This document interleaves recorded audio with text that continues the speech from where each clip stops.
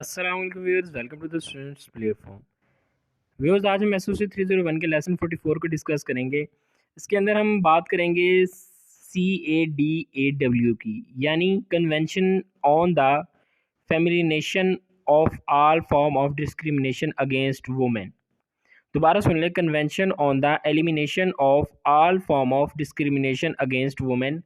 ये पेश किया गया था 18 दिसंबर 1979 में, और यूएनओ जो है, यूनाइटेड नेशन जनरल असेंबली की तरफ से ये पेश किया गया था। Entered into force as a national treaty on 3 December 1981 के अंदर फोर्स में आया था। 20 कंट्रीज़ के अंदर ये इसे लॉन्च किया गया था, स्टार्ट किया गया था। उसके बाद कह रहे थे, जब इसका 10 साल गुजरे, इसकी 10th एनिवर्सरी पर इन 1989 तकरीबन 100 नेशंस तक ये चीज़ पहुंच चुकी थी, उनके अंदर ये चीज़ लागू हो गई थी।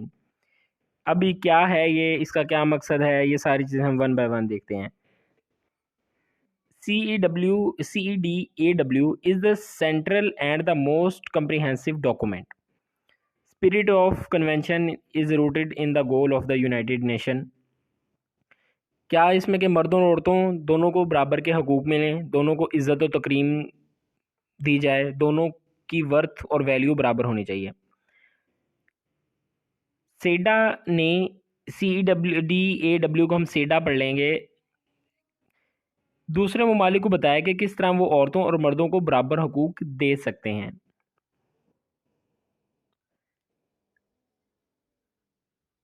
आगे यहाँ पे कह रहा है कि ये हम चीज़ डिस्कस कर चुके हैं। ये देखें, agenda for equality is specified in 14 subsequent article. मतलब कि ये सीधा एक एग्रीमेंट कह लें या फिर एक रिटर्न डॉक्यूमेंट था, जिसके अंदर औरतों के हकूक़ के बारे में बयान किया गया था कि औरतों को कौन कौन से हकूक़ देने चाहिए। इसके टोटल 14 आर्टिकल्स हैं। इन आर्टिकल्स को हम आगे अभी डिस्कस करेंगे। पहले देखें, CEDAW covers 3 dimensions of the situation. कौन कौन से सिविल राइट्स हैं लोगों के, औरतों के civil rights, legal status of women है, और उसके अलावा कह रहा है dimension of human production as well as the impact of cultural factor on gender relation. Gender relation के अंदर औरतों का जो कल्चर पे जो इफ़ेक्ट है, उस पर भी उन्होंने फोकस किया कि जितना मर्द कल्चर को इफ़ेक्ट करते हैं, औरतें भी कल्चर को उतना ही इफ़ेक्ट करती हैं। प्रीमेबल कह रहा है कि इसके अंदर इंट्रोडक्टिव पार्ट को कहते हैं preamble. The state parties to present convention. हर बंदे की डिग्निटी है। ये जितने भी पॉइंट हैं, इन सबको हम वन बाय वन देखते हैं। इसके अंदर कह रहा है कि हर बंदे की डिग्निटी है, वर्थ है, हर किसी को बराबर के हकूक़ मिलने चाहिए, डिस्क्रिमिनेशन को ख़त्म करना चाहिए, तमाम इंसान बराबर होते हैं, वो इक्वल पैदा होते हैं, इनमें किसी किस्म का फ़र्क नहीं होना चाहिए, चाहे वो काले हों, चाहे गोरे हों, चाहे मर्द हों या औरत हो। वो इस बात को इंश्योर करते हैं कि मर्दों और औरतों को बराबर के हकूक़ मिल रही हैं या नहीं। ये सारे सेडा के जो है ना काम है, यानी कि उनका मेन पर्पस बताया जा रहा है यहाँ पे, वो क्या करना चाहते थे, किस लिए उन्होंने ये जो आर्टिकल्स जो हैं, 14 आर्टिकल्स पेश किए। इनके political rights, civil rights, central rights, यानी कि ये इन एस्पेक्ट्स के अंदर, इन तमाम चीज़ों के अंदर इनको राइट्स मिल रहे हैं या नहीं मिल रहे हैं। स्पेशल एजेंसीज बनाई गई हैं जिन्होंने इक्वल राइट्स को प्रमोट करना है। जो भी रेजोल्यूशंस अडॉप्ट की गई हैं, जो भी काम शुरू किए गए हैं, वो औरतों को, उनके हकूक़ को प्रमोट करते हैं, लेकिन फिर भी कहीं ना कहीं डिस्क्रिमिनेशन पाई जाती है।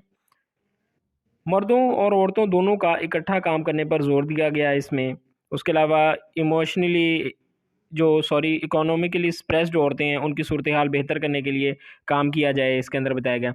जब इनमें डिस्क्रिमिनेशन ख़त्म होगी तो ही मर्द और औरत अपनी लाइफ इंजॉय कर सकते हैं। कोई मुल्क इसी वक्त कह रहा है कि तरक्की कर सकता है जब तक और मर्दों के साथ साथ औरतें भी उसके अंदर उनका अपना रोल अदा करें। उसके अलावा कोई मुल्क, कंट्री तरक्की नहीं कर सकता। अगर खाली मर्द उसकी तरक्की में काम करें ना, हेल्प करें, तो कोई भी कंट्री तरक्की नहीं कर सकता। आगे ये आर्टिकल्स देखते हैं जितने भी हैं, सीडा के articles one by one. 14 articles हैं। कुछ आर्टिकल्स हम इस लेसन में कवर करेंगे, बाकी आर्टिकल जो हम लेसन 45 में देखेंगे।